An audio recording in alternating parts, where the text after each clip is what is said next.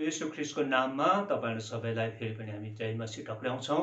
परमेश्वर पितालाई धन्यवाद होस्। फेरि पनि तपाईहरुको सम्मुख परमेश्वरको पवित्र वचन लिएर प्रस्तुत हुने अवसर पायौं। आजको विषय छ प्रभु येशू ख्रिस्ट स्वर्गारोहण हुनुभएको। त्यसैकारण यसलाई भन्छ स्वर्गारोहण दिवस भनेर पालन गरिन्छ। प्रेरित 1 अध्यायको 6 पददेखि 11 सम्म लुकाद्वारा रेकर्ड गरिएको छ कि उहाँको स्वर्गारोहण कसरी भयो। अनि उहाँ स्वर्गारोहण हुँदा उहाँको चेलाहरू अनि अन्य लगभग 500 जनाले यो दृश्य देख्न पाएको थियो।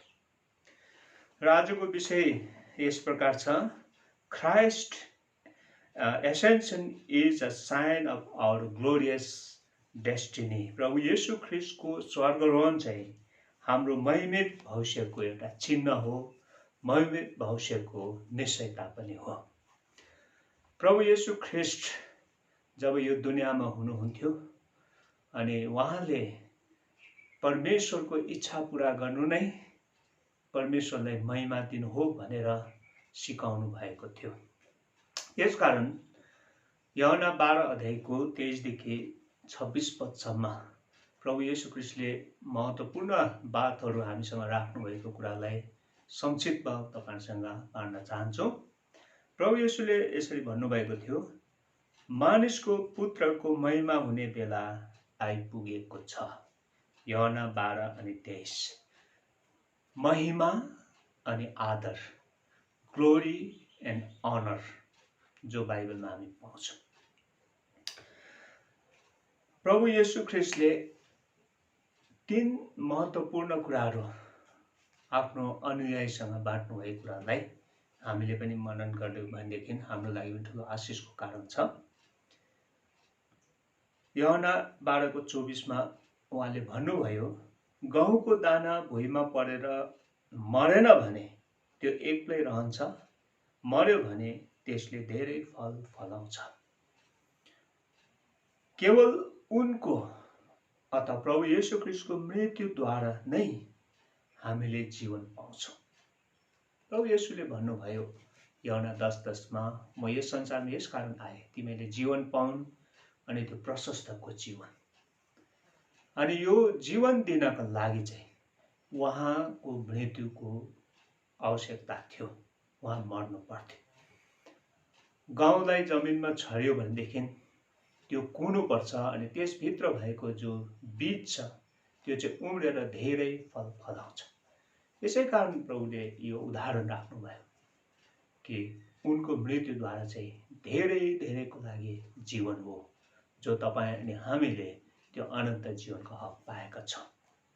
दोस्रो उहाँले भन्नुभएको छ 12 को 25 मा, आफ्नो प्राण माया गर्नेले त्यो गुमाउँछ, तर आफ्नो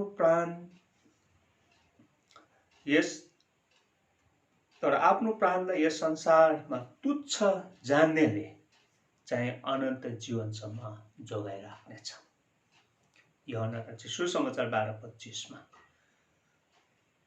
उहाँले मर्कुस 10:45 भन्नुभएको थियो, म यस संसारमा सेवा गर्नको लागि आएको हुँ, सेवा लिनलाई होइन। अनि मेरो सेवाद्वारा धेरैको उद्धार अनि मुक्ति हुनुपर्छ।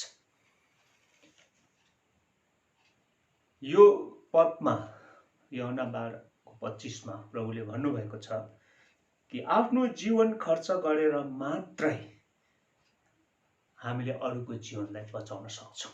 यसको मतलब हो आफू मरेर अरूलाई जीवन दिनु। प्रभु येशूले भन्नुभयो, मेरो पछि जो आउँछ त्यसले आफूलाई त्याग्नुपर्छ, क्रुस उठाउनुपर्छ। अनि क्रुसले चाहिँ त्याग, क्रुसले चाहिँ हाम्रो पुरानो कुरा मर्नु, नाश हुनु, भस्म हुनु भन्ने कुरो चिन्ह दिन्छ। रोमी 6 अध्यायमा हामी पाठ गर्दै गयौं नि यस कुरालाई विस्तृत रूपमा पौल प्रेरितद्वारा रोमीको मण्डलीलाई दिएको छ। तेस्रो कुरो उहाँले भन्नुभयो 12 को 26, यूहन्ना 12 को 26 मा, कसैले मेरो सेवा गर्छ भने मेरो पछि लागोस् र म जहाँ छु त्यहाँ मेरो सेवक पनि हुनेछ। कसैले मेरो सेवा गर्छ भने पिताले त्यसको कदर गर्नुहुनेछ। प्रभु येशूले भन्नुभएको चाहिँ के हो?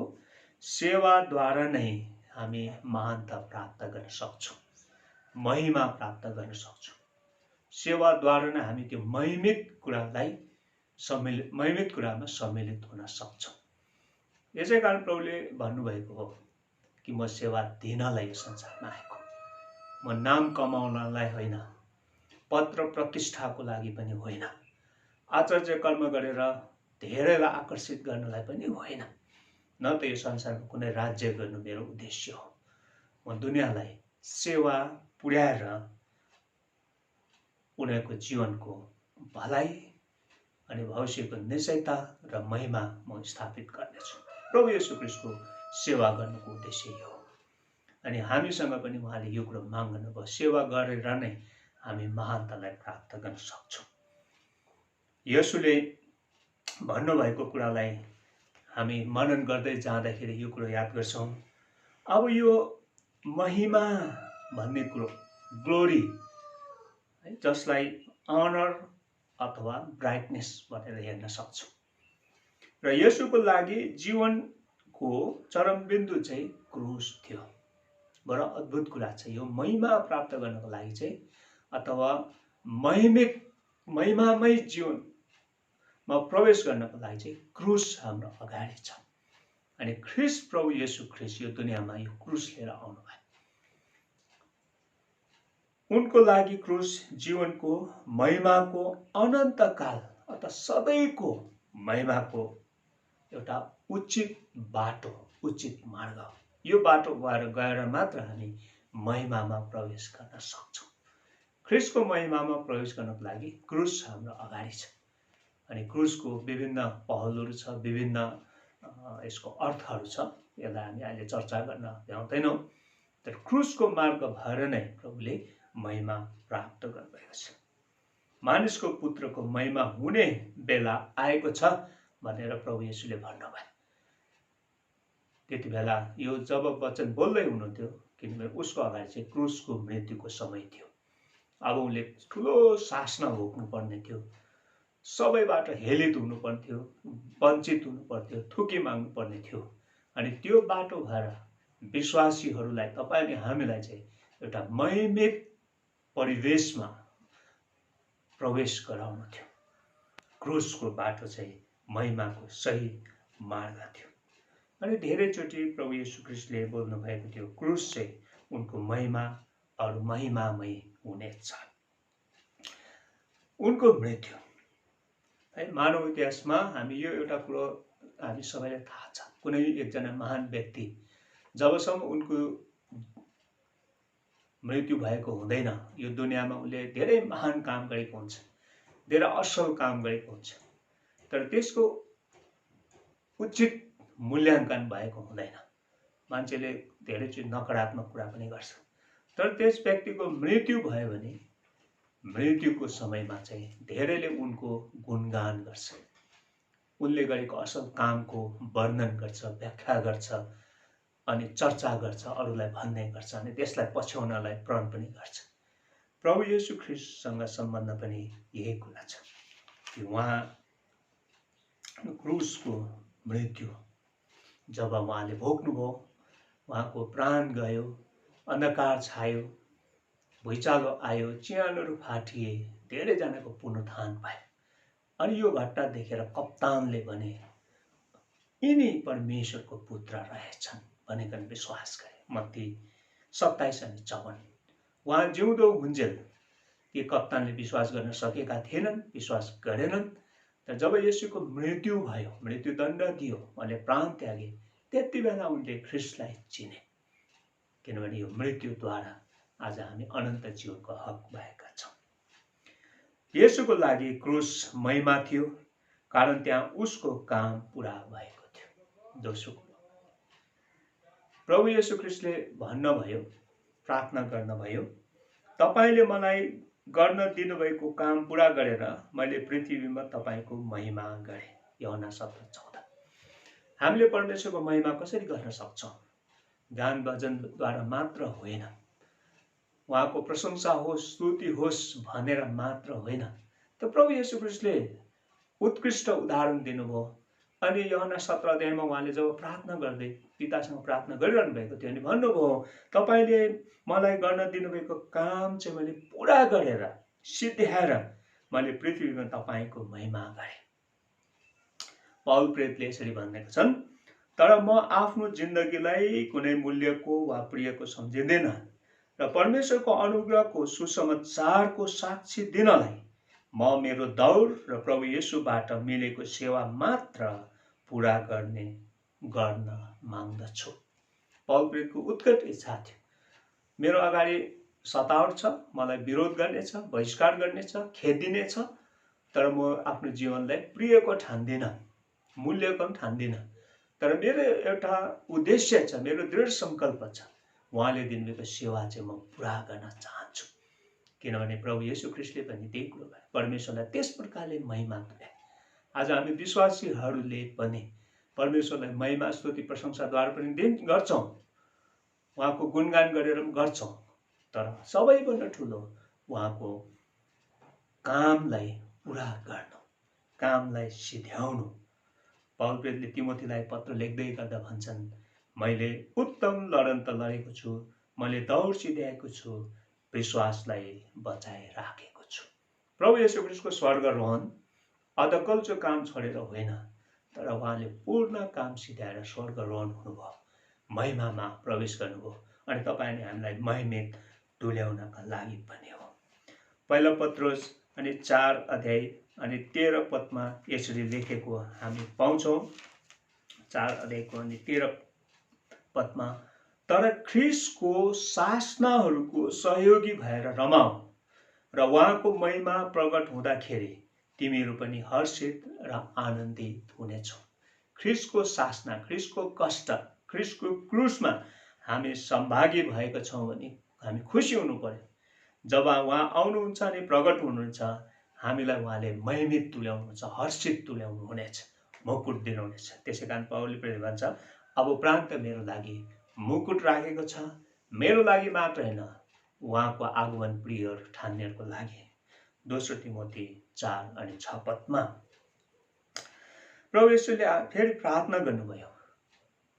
यूहन्ना 17 अध्याय 1 पदमा यसरी प्रार्थना गर्नुभएको छ, हे पिता, बेला आइपुगेको छ, पुत्रको महिमा गर्नुहोस् र पुत्रले तपाईको महिमा गरोस्। पुत्रको महिमा गर्नुहोस् अनि पुत्रले तपाईको महिमा आदान प्रदान, महिमा आदान प्रदान, पुत्रले पितालाई, पिताले पुत्रलाई।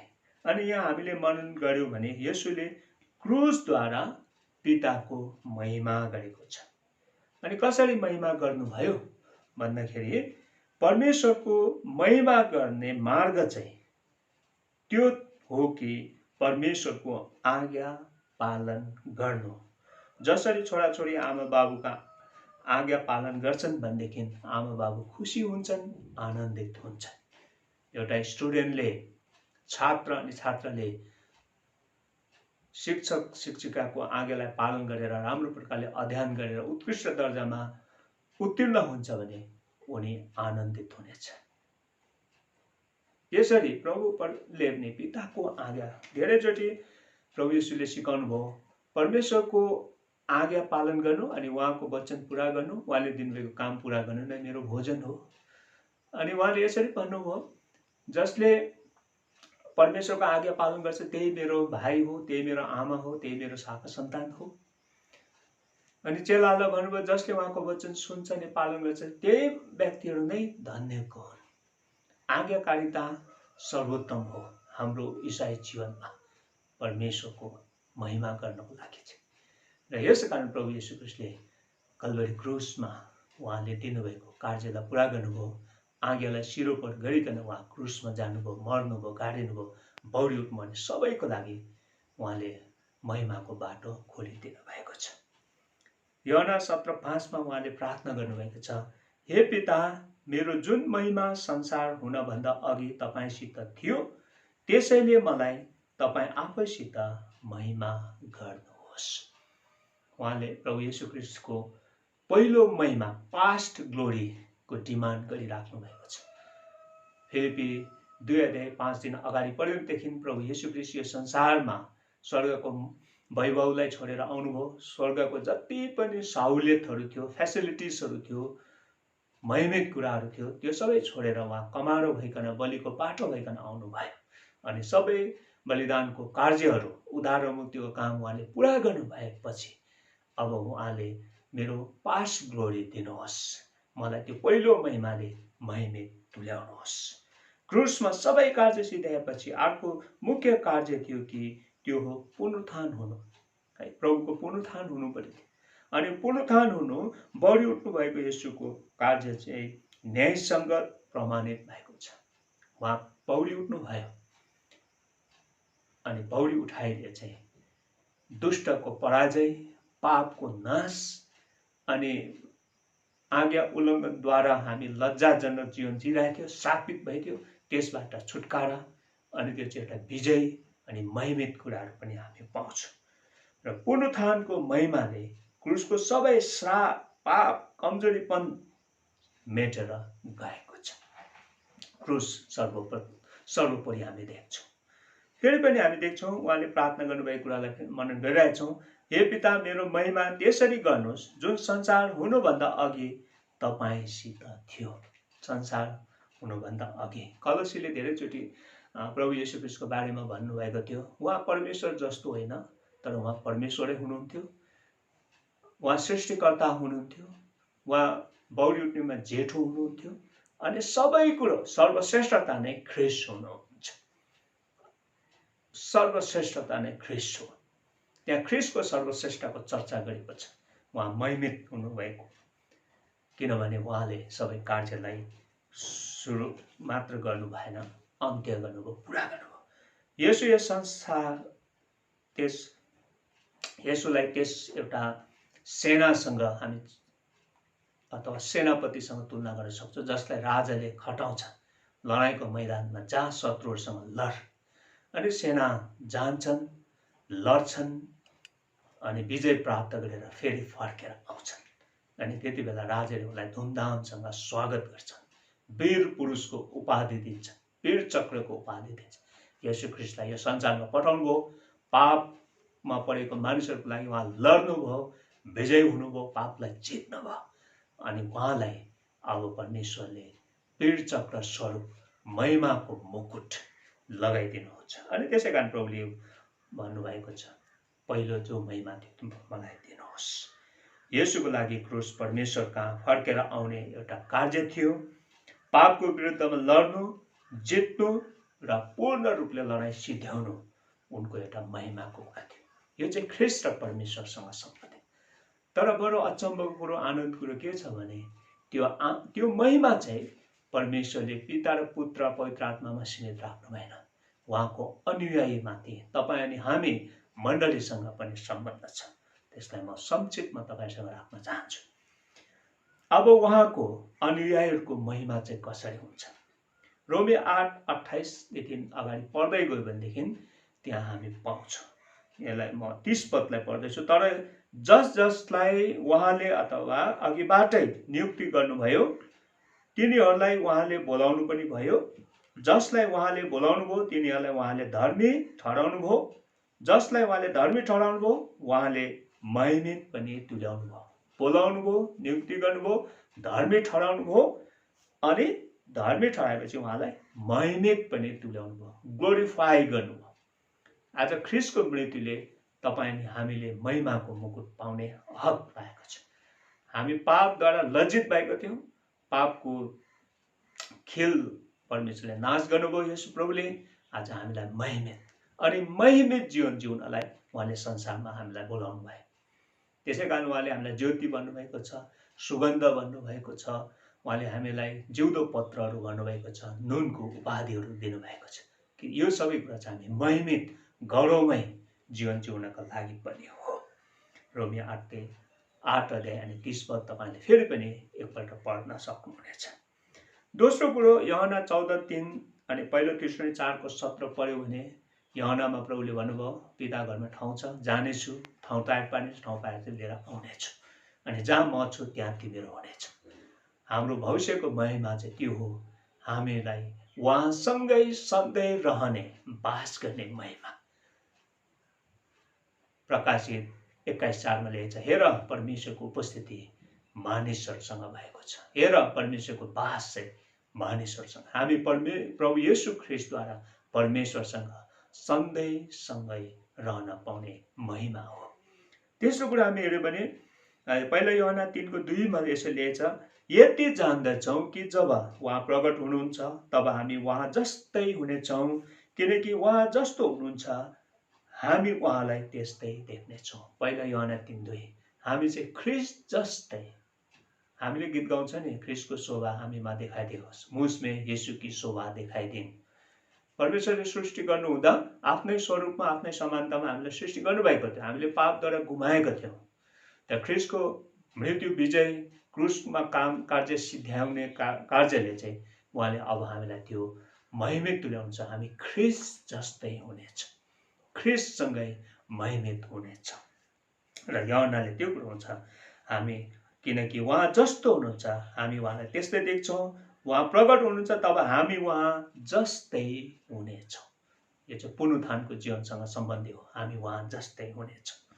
अनि तेस्रो कुरा पाउँछौँ लुका 13:29 मा यसरी लेखेको छ, अब मानिसहरू पूर्व पश्चिम उत्तर दक्षिणबाट आएर परमेश्वरको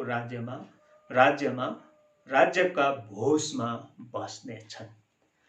बाइबलमा भोज, धेरै ठाउँ भोजको चर्चा गरेको छ। उहाँ जक्कैसँग भोज खानुभयो। प्रकाश 3:20 मा भनिन्छ, म ढकढकाउँछु, भित्र आउँछु र तिमीहरूसँग भोज खानेछु। भोज चाहिँ सङ्गतिको चिन्ह हो, साइन अफ फेलोसिप, पवित्र सङ्गतिको चिन्ह हो। भोजको मोज मजा चाहिँ दुष्टहरूको सङ्गतिको चिन्ह हो। हामीलाई त्यो भोजको मोज मजादेखि चाहिँ बाँच्नु भनेर हामीलाई बाइबलले चेतावनी दिएको छ। तर भोज सङ्गति, उहाँको भोजमा हामी सहभागी हुन पाउँछौँ र युग युगसम्म युगानुयुगसँग विश्वासीहरूको सङ्गतिमा रहने महिमा, विश्वासीको सङ्गतिमा बस्ने महिमा, विश्वासीको सङ्गतिमा सहभागी हुने महिमा चाहिँ हामीलाई ख्रीष्टमा प्रकट गरेको छ। त्यसै कारण भनेको छ, उहाँ मानिसहरू चाहिँ पूर्व पश्चिम उत्तर दक्षिणबाट जम्मा हुनेछन्। प्रभुले यो अन्तिम दिनको कुरा गर्नुभएको थियो, हामी जम्मा हुनेछौँ। अनि प्रकाशित 7 हामी पाउँछौँ, त्यहाँ चारैतिरबाट मानिसहरू जम्मा भएको देखाएको छ। त्यहाँ एक जग्गामा भएको छ, त्यहाँ सधैँ आनन्द हुनेछ, रुवाबासी सबै हटेर जानेछ, श्रापको कुराहरू त्यहाँ हुने छैन, पहिलो मृत्यु त्यहाँ सकिएको हुन्छ। र प्रभुले हामीलाई युग युगसम्म। र अन्तमा चौथो कुरा के छ भने हामी पाउँछौँ मत्ती 19:28 मा, नयाँ सृष्टिमा जब मानिसको पुत्र आफ्नो महिमाको सिंहासनमा बस्नेछ तब तिनीहरू पनि इजरायलका 12 कुलहरूमाथि इन्साफ गर्दै 12 सिंहासनमा बस्नेछौँ। मत्ती 25:21 मा, स्याबास असल र इमान्दार नोकर, तैँले थोरै कुरामा इमान देखाइस्, अब म तँलाई धेरै कुरामा नियुक्ति गर्नेछु, तँ आफ्ना मालिकसँगै खुसी हुनेछ। हामी यहाँ के देख्छौँ? ख्रीष्टसँग राज्य गर्ने महिमा। हामी जब यो दुनियाँ छोडेर जान्छौँ, हाम्रो समय हुन्छ, तब हामी ख्रीष्टसँग गएर राज्य गर्नेछौँ। प्रकाशित 22 मा हामी पाउँछौँ, उहाँ सँगसँगै शासन गर्नेछौँ। र अन्तमा हामी के देख्छौँ? यहुदाको पत्र अनि 24 अनि 25 पदमा त्यहाँ पाउँछौँ, त्यहाँ हामी सधैँ साँचो आराधना निरन्तर गर्ने महिमा। यो संसारको आराधनामा भुलचुक हुन्छ, घटी कमी छ, हामी मानव हो, सीमित छौँ। तर त्यहाँ चाहिँ आत्मा अनि सत्यताको साँचो आराधना युगानुयुगसम्म रहनेछ। आराधना परमेश्वरलाई महिमा दिनु, परमेश्वरको आशिषमा भागीदारी हुनु हो, परमेश्वरको महिमामा हामी महिमित बन्नु हो। हाम्रा अद्वितीय परमेश्वर मुक्तिदातालाई हाम्रो प्रभु येशू ख्रीष्टद्वारा महिमा, वैभव, पराक्रम, शक्ति सनातनदेखि अहिले र सदा सर्वदा सम्म होस्। यहुदाको पत्री 24 अनि 25 मा पाउँछौँ। यसरी ख्रीष्टको स्वर्गारोहणले विश्वासीहरूको महिमित भविष्यको निश्चयता गरेको छ र उहाँको महिमा ग्लोरियसमा अथवा ग्लोरीमा हामी सम्मिलित हुने मौका पाएको छौँ। अब सन्तान हौ भने त हकवाला पनि हौ, परमेश्वरको हकवाला, ख्रिस्टसँग साँझे हक होला। यदि उहाँसँगै दुःख भोग्छौ भने त उहाँ सँगसँगै महिमित हुनेछौँ। उहाँसँग दुःख भोग्छौ भनेदेखि उहाँसँगै महिमित हुनेछ। हामी यो दुनियाँमा क्षणिक दुःख कष्ट तकलिफ हामीसँग छ। प्रभुले भन्नुभयो तिमीलाई सभाघरबाट निकालिनेछ, झुटा आरोप लगाइनेछ, तिमीहरूलाई नानाउली भन्नेछ, तर तिमी रमाऊ, किनभने तिमी ख्रिस्टसँग दुःख भोग्छौ भने ख्रिस्टसँगै महिमित हुनेछ। ख्रिस्ट महिमित हुनु अघि क्रुसमा जानुभयो, दुःख भोग्नुभयो, अनि पुनरुत्थानपछि उहाँ महिमामा प्रवेश गर्नुभयो। आज हाम्रो लागि पनि त्यो महिमा अनन्तकाल ख्रिस्टमा प्रबन्ध गरिएको छ, स्थापित भएको छ। प्रभुले यो वचनद्वारा हामी सबैलाई आशिष दिउन्। यस्ता दुःख कष्ट तकलिफको समयमा डर र भएको वातावरणमा उहाँको महिमाले हामीलाई आनन्दित बनाऊ, आशिषित तुल्याउन्, सामर्थ्य तुल्याउन् र परमेश्वरको आशिषको भागीदार हामी निरन्तर बनेर सकौँ। आमेन। प्रार्थना गरौँ। पिता परमेश्वर, तपाईलाई धन्यवाद छ, ख्रिस्ट येशू यो दुनियाँमा दिनुभयो, जसको मृत्यु बलिदानद्वारा पुनरुत्थान भइकन स्वर्गारोहण भएर महिमित हुन भयो भनेदेखि आज हामीलाई महिमाको राज्यमा प्रवेश गर्नलाई त्यो अनुग्रह तपाईले दिनुभएको लागि धन्यवाद छ। महिमामय प्रभु सबैको परिवारमा वास गर्नुहोस्, राज गर्नुहोस्, सबैलाई शान्ति अनि सुरक्षा दिनुहोस् अनि सबैको जीवनबाट तपाईको इच्छा सर्वोपरि भएको होस्। वचन सुन्नेहरूलाई आशिषले परिपूर्ण गर्नुहोस्। प्रभु येशूको अनुग्रह, परमेश्वर पिताको प्रेम, पवित्र आत्माको संगति शान्ति सदा सदा बनिरहूँ। आमेन।